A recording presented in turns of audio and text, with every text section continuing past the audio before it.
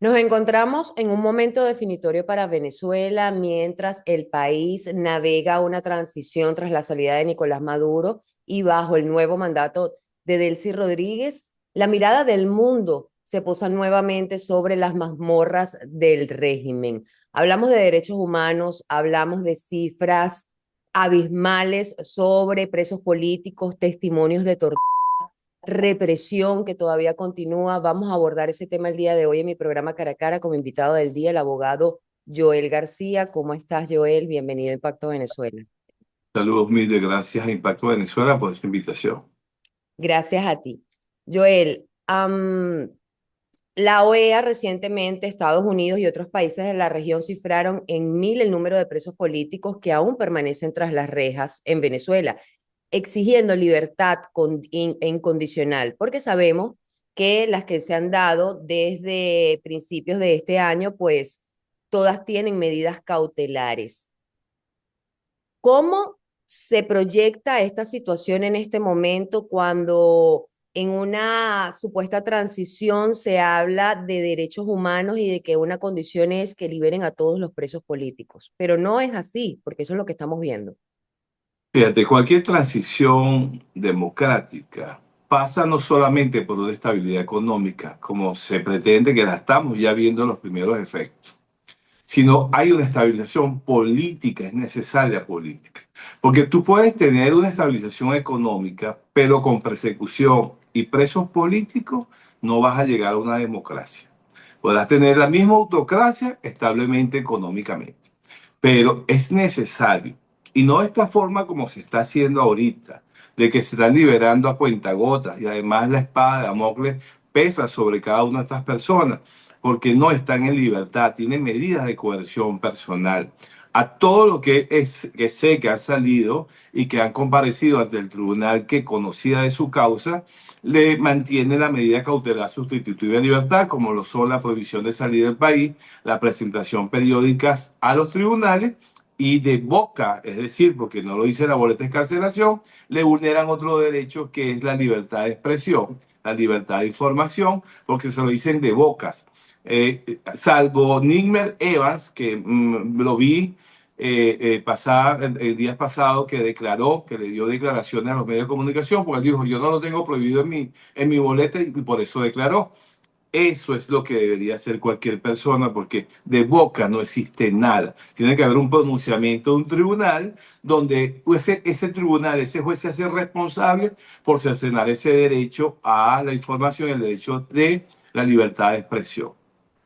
Ahí, Entonces, ¿qué ok, peso jurídico tiene, perdón, qué peso jurídico tiene esta exigencia en el marco de la actual presidencia encargada de Elsie Rodríguez? no, es que no, eso jurídicamente no tiene ningún peso, eso es arbitrario, porque un juez no puede cercenarse ese derecho, y si lo quiere cercenar, bueno, que me lo diga en la boleta de escarcelación, pero de boca no. O sea, eso, lo que no está en el expediente, lo que no está escrito allí, no existe. En consecuencia, no tienen tal prohibición. Pero bueno, la gente tiene miedo y es comprensible después de pasar meses o algunos años, hasta varios años, en una situación de aislamiento, de violación a su debido proceso, bueno, es entendible de que tenga temor de pronunciarse hacia los medios de comunicación. No, y los únicos que han hablado son los de doble nacionalidad o nacionalidad extranjera que han sido deportados. De ellos se conocen los testimonios de las torturas, de las gravísimas violaciones a los derechos humanos, de las condiciones que siempre se han denunciado. No es nuevo, pero son las voces de los que todavía permanecen tras las rejas y los testimonios son desgarradores. En ese punto, ¿cómo, cómo afecta esto? Y si lo afecta al sistema venezolano o al que está encargado en este momento, el de Delcy Rodríguez, en materia de derechos humanos, ¿puede tener alguna incidencia en la Corte Penal Internacional? ¿Se puede acelerar el proceso? Fíjate, una cosa es que la persona no lo quiera decir a los medios de comunicación y otra cosa es que sí lo diga a la misión de determinación de los hechos de las Naciones Unidas y también se lo diga a la propia Fiscalía de la Corte Penal Internacional. Porque yo creo que estos hechos no pueden pasar por debajo de la mesa. Esas personas son víctimas de violación. graban los derechos humanos, además que ellos necesitan reparación, indemnización y no repetición. Entonces, mi consejo es que si bien tengan temor a decirlo acá dentro del ámbito interno, pero bueno, a las instancias internacionales para que terminen de documentar esto y por supuesto que tiene una incidencia gravísima, es más, incrementan las denuncias y los crímenes que la misión de determinación de hecho ha denunciado en cada informe que presenta entre las Naciones Unidas y la Corte Penal en su investigación que está haciendo, que no sabemos cuándo va a terminar esa investigación, pero bueno, eso le añade más responsabilidad a los autores y partícipes de estos hechos. Porque con todo lo que está ocurriendo en Venezuela y en tu experiencia, la CPI no se ha pronunciado? Mira, es una interrogante que tenemos porque el problema está que si bien es cierto que la Corte Penal Internacional es el tribunal penal del mundo y de todos los países miembros que están adscritos a ella, y Venezuela es uno, el problema está que el Estatuto de Roma no establece laxos procesales, como establece cualquier proceso. Entonces, mientras no establece laxos procesales, nosotros no podemos saber en cuánto tiempo va a proceder. Entonces, porque también tuvimos problemas que el fiscal lo tuvieron que separar, eso quizás retardó, ellos dijeron que eso no iba a paralizar nada, pero yo veo que verdaderamente va muy lento partiendo de que estos crímenes están debidamente documentados fehacientemente y basta con presentar un solo caso a la Corte Penal para que ahí comience, pero no sé, verdaderamente no entiendo el por qué no se ha iniciado este proceso. Y el papel de la OEA y de otras organizaciones internacionales que no han dejado de pronunciarse, pero siempre han sido en documentos, ¿no? Comunicados y pronunciamientos, salvo la sesión de estos días en donde exigieron la libertad incondicional para todos los presos políticos, la cifra, lo que mencionaba, más de 1.000 presos políticos y el punto que, retomando lo anterior, o sea, hay personas que una vez se conoció lo de las excarcelaciones, porque no son liberaciones, son excarcelaciones, salieron cientos de denuncias de familiares diciendo mi hijo, mi esposo, mi mamá, mi papá estaban detenidos. Hay casos que tienen hasta 2 años, 1 año detenidos y no se conocía y son presos políticos porque el contexto en el que se detuvieron es por razones políticas. Imagínate las ONGs que han documentado todos estos casos y que hoy se conozca que hay muchísimos más, eran muchísimas más las personas, pero el miedo los invadió, la presión que les dieron en esos cuerpos policiales para que no denunciaran y hoy en día sí lo están haciendo. Creo que eso es un punto a favor de que se estén dando cuenta que hay que denunciar, ¿no? Y bueno, comenzando por los pronunciamientos que los días pasados hizo la Organización de Estados Americanos en el Consejo de Derechos Humanos.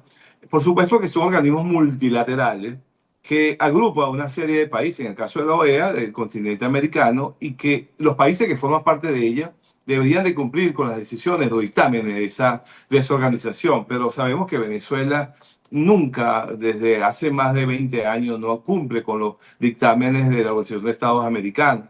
El que te habla tiene medidas cautelares por la Comisión Interamericana de Derechos Humanos y ellos no, o sea, eso no lo respetan. Ahora bien, lo que tú acabas de decir, que han surgido una cantidad de personas que por temor no habían dicho nada, la situación en la que se encontraba, bueno, eso es propio, es muy normal aquí en Venezuela, porque cuando son apresadas las personas, lo primero que dicen, si dices algo te va a ir peor. Entonces ningún familiar va a querer que a su ser querido le vaya peor.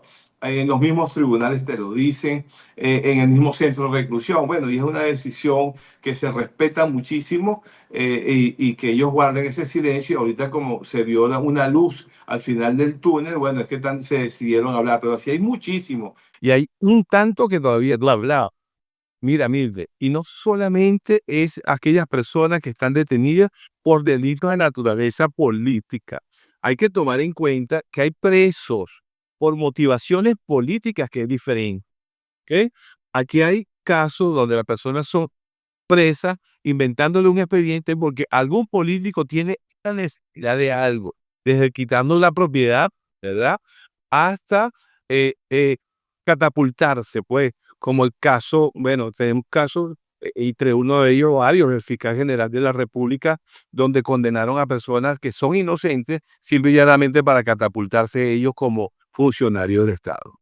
Es lo que se habla también que si de corrupción, en este caso de las drogas. He conocido algunos casos también en donde detienen a personas en un lugar determinado y las vinculan con un alijo de droga y dicen usted Eso. droga y las personas se quedan, pero ¿que en qué momento? O sea, y han demostrado en audiencia o en el juicio que no están vinculados con ese tipo de cargamentos y aún así los condenan. Conozco condenas hasta de 30 años de personas que efectivamente pudiesen ser inocentes y es como tomarlo por la política. Eso entraría como un caso político porque Es que, por supuesto, Mirde, porque es que no solamente son aquellos delitos que están en el título primero del libro primero del Código Penal. No, hay otros delitos que tienen una connotación política porque la persona que lo metió preso tenía un interés, ¿verdad?, sobre algún bien o algo sobre esa persona. Y como le impusieron delitos comunes, bueno, entonces dice que no son de naturaleza política. Por supuesto que sí tienen una connotación política. el punto en el que nos encontramos de una transición empujada, no empujada, propiciada, no propiciada, hemos visto algunos cambios de rostros en los ministerios, incluso en la Fuerza Armada Nacional Bolivariana, pero la represión continúa, el miedo continúa. ¿Cómo se puede desmontar? ¿Crees que hay voluntad para desmontar un aparato represivo que durante más de 20 años ha sometido al pueblo venezolano? Bueno, quizás ahorita decirlo es como prematuro, porque apenas no hemos ni siquiera culminado, estamos culminando el mes de enero apenas, ¿no? Quizás, pero eso comenzaría por dejar la persecución, ¿verdad? La criminalización de la política y desmontar unos instrumentos, entre comillas, jurídicos, como es la ley contra el odio, como es este mismo decreto de conmoción exterior, que tiene un artículo ahí bastante amplio, ambiguo, porque no dice claramente cuáles son las garantías que se suspenden y a los policías están revisando teléfonos cuando hay una suspensión de una garantía, debe decir claramente cuál es la garantía que se suspende. Y en ese decreto se habla de la libertad de tránsito, la libertad de reunión, la libertad creo que de expresión, pero no dice nada más. Entonces, ¿cómo es que los policías están revisando el contenido del móvil celular a las personas? Porque es que cuando dejan esas cláusulas abiertas son muy peligrosas porque lo dejan a discreción de los funcionarios para abusar. Ahora, si se desmontan esos instrumentos jurídicos, la ley Simón Bolívar, la ley contra el odio, la que persigue a las ONG, o sea, hay una serie de leyes que hay que desmontarlas para así ver que realmente hay una intención de pacificar el país.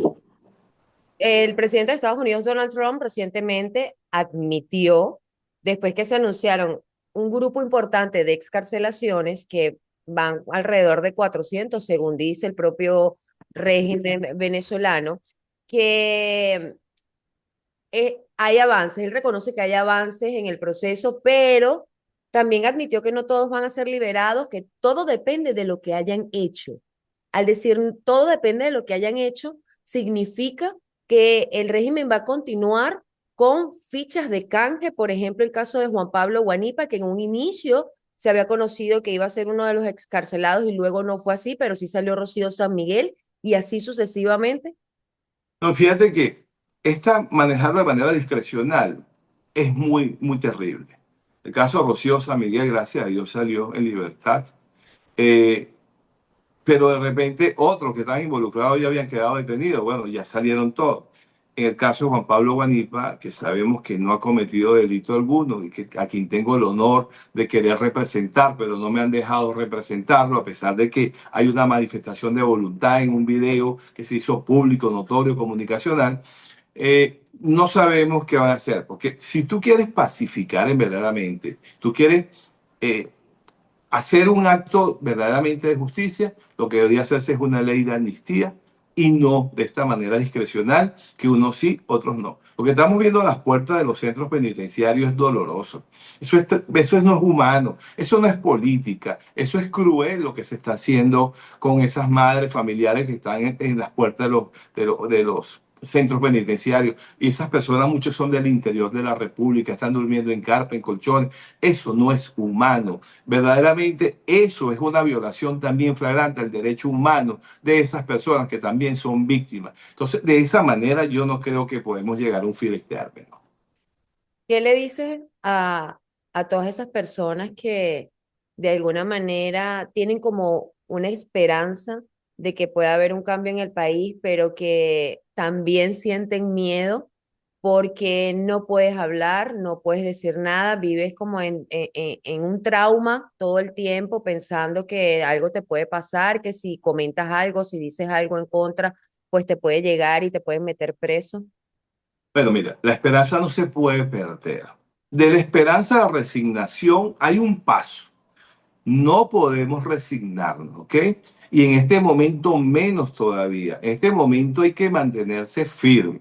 Vean ustedes que se han dado unos cambios sutiles, sutiles, pero todavía estamos bajo la misma situación, o sea, casi similar. Sin embargo, hay unos cambios sutiles en el vocabulario, en la forma de hacer las cosas, pero la persecución no ha cesado. Pero hay que mantenerse firme, Mildred, porque el miedo, por supuesto que eso es fisiológico, eso lo sentimos todos, pero hay que saber gestionar ese miedo, porque nosotros no estamos pidiendo nada contrario, nosotros no estamos conspirando, nosotros no somos traidores a la patria, nosotros no estamos haciendo absolutamente nada, sino pidiendo dignidad humana. Por el simple hecho de ser personas, nos merecemos una vida digna.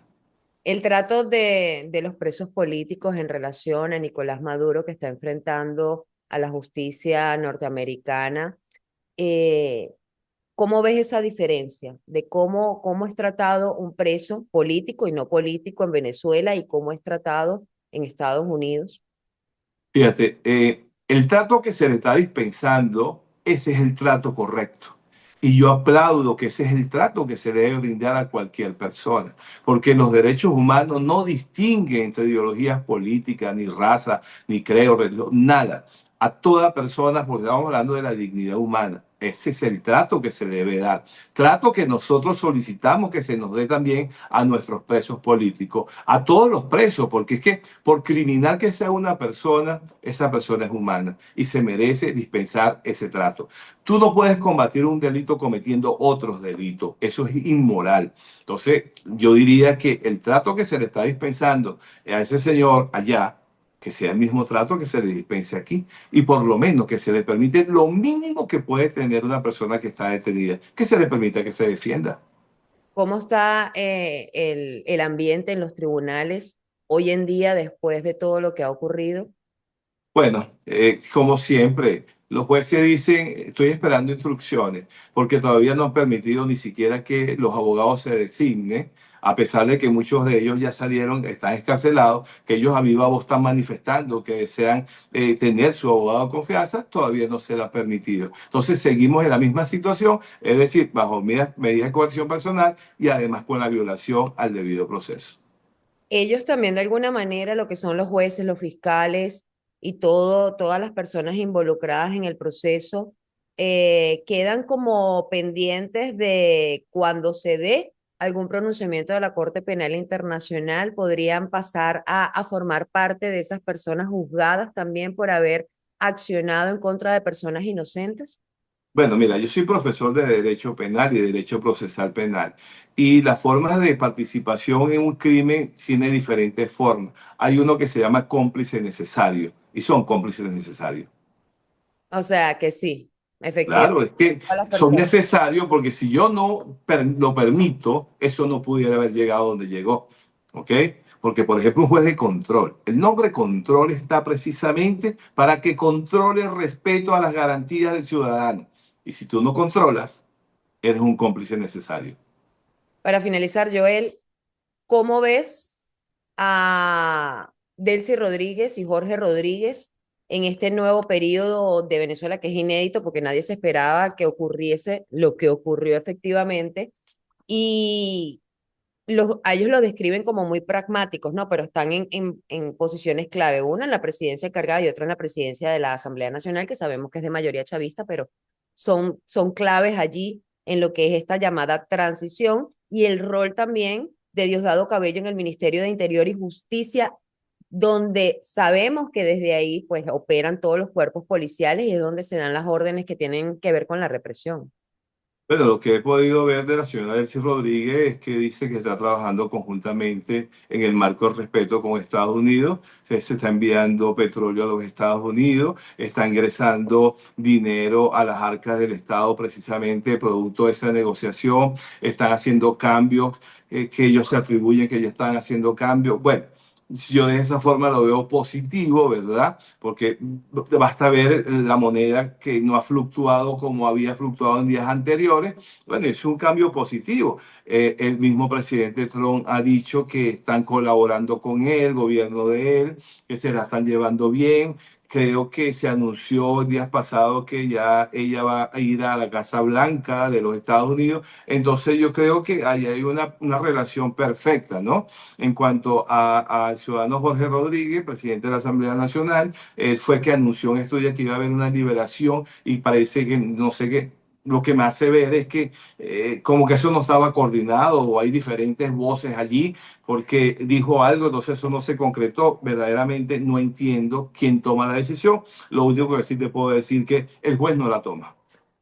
Y por último, en cuanto a qué le depara a Venezuela en los próximos días o meses en materia de derechos humanos, ¿cuál es la recomendación para la sociedad que está tan ansiosa con lo que está ocurriendo? Mira, hasta que no se recupere la institucionalidad, seguimos igual. Porque se ha hablado de reformas de instrumentos jurídicos, se ha hablado de reformas en el Código Penal, en la hidrocarburos, etcétera, etcétera. Pero es que no sucede absolutamente nada. Tú puedes llenar el estadio monumental de leyes, pero si tienes a las mismas personas, a los mismos operadores de justicia, no haces absolutamente nada. Nuestra reforma, nuestro cambio tiene que venir de lo más profundo de la ética, de la moral, de la persona administradora de justicia verdaderamente que sea transparente, idóneo, competente y no afiliado a ningún partido político, sino con lo que hacemos nosotros, jurar ante la Constitución, respetarla y hacerla respetar. Joel, muchísimas gracias por tu tiempo y claridad. Vamos a seguir haciendo seguimiento a todo lo que tiene que ver con derechos humanos porque es el termómetro real en este momento inédito que está viviendo Venezuela, donde se hace ver que hay una transición en curso, aunque el sistema hace ver que Nicolás Maduro puede salir en cualquier momento y va a regresar a seguir gobernando. Eso creo que es algo que se verá. Permíteme esta ventana. Si el señor Nicolás Maduro es inocente, debería salir en libertad. Eso es lo que pedimos nosotros, los que verdaderamente confiamos en un Estado de Derecho. ¿Tiene derecho a defenderse? Bueno, demuestre el Ministerio Público, el fiscal de allá de los Estados Unidos, que él es culpable. La defensa que haga lo propio y demuestre que no lo es. Si es inocente, debe salir en libertad. Eso es el deber ser. Y nosotros aquí en lo interno, que se nos respetara ese mismo proceso como se le está llevando a él.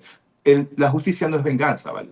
La justicia es hacer un proceso ante una persona imparcial para determinar responsabilidad. Venezolanos, nosotros defensores de derechos humanos, no somos conspiradores, solamente que defendemos los derechos humanos. Y nosotros los que defendemos los derechos humanos siempre vamos a estar enfrente de los gobiernos porque son los gobiernos quienes violan los derechos humanos. Gracias, Joel. Seguiremos pendiente de estas 1000 historias que aún esperan libertad. Gracias por... Gracias a ti, Mildred. A toda mi audiencia también, gracias por estar aquí cada domingo en este su espacio sin censura cara a cara. Para más visiten www.impactosvenezuela.com y nuestras redes sociales @impactosve. Soy Mildred Manrique, nos vemos en la próxima.